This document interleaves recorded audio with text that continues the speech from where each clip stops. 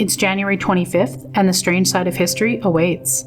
Today, we have a body too dangerous to touch even in death, a creature dragged from the ocean's darkness, and a joyful melody born forever echoing in weddings. Let's begin. On January 25th, 1961, a funeral unlike any other took place. U.S. Army Specialist 4th Class Richard Leroy McKinley was laid to rest, but his body was truly never at peace.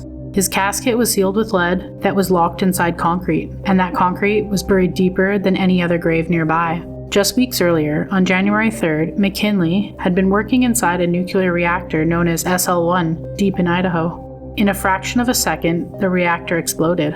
The radiation released was so intense that 3 technicians inside were killed instantly, and their bodies became too dangerous to touch.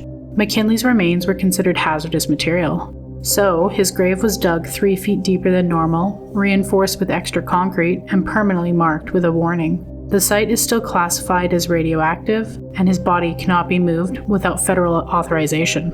To this day, it is the only radioactive grave in that cemetery, and the other 2 victims, John Burns and Richard Legg, were buried in lead-lined coffins far from the reactor that killed them. The SL-1 disaster remains the first and only fatal nuclear reactor accident in the United States history.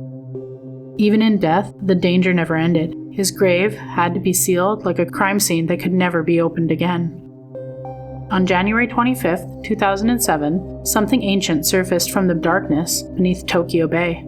Fishermen hauling in their nets from the cold gray waters pulled up a creature that looked less like an animal and more like a monster. It was a goblin shark, alive. Measuring over 4 feet long, the shark shouldn't have been there. Goblin sharks live more than 1,000 meters below the surface in near total darkness where pressure crushes steel and sunlight never reaches. Yet this one had risen into the shallow waters as if lost or forced upward.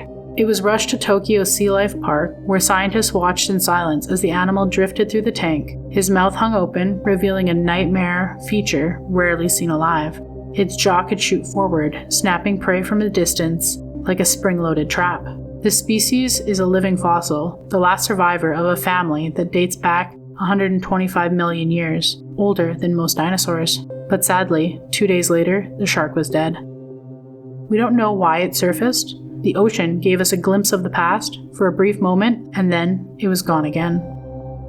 On January 25, 1858, a melody meant for fairies and illusion quietly rewrote human tradition. Inside St. James Palace, royal guests rose as Victoria, Princess Royal, daughter of Queen Victoria, prepared to leave the ceremony beside Prince Frederick William of Prussia. Then, the music began. It was the Wedding March, composed years earlier by Felix Mendelssohn for A Midsummer Night's Dream, a story filled with spells, deception, and unseen forces guiding human fate.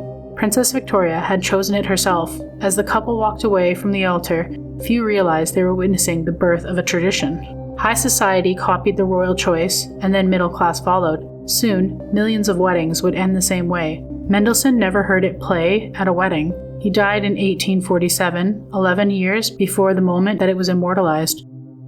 A song born from fantasy became a tradition without his creator ever knowing what he left behind. Another day, another strange bite from history. Like, comment, and subscribe. Your next eerie dose is just a day away.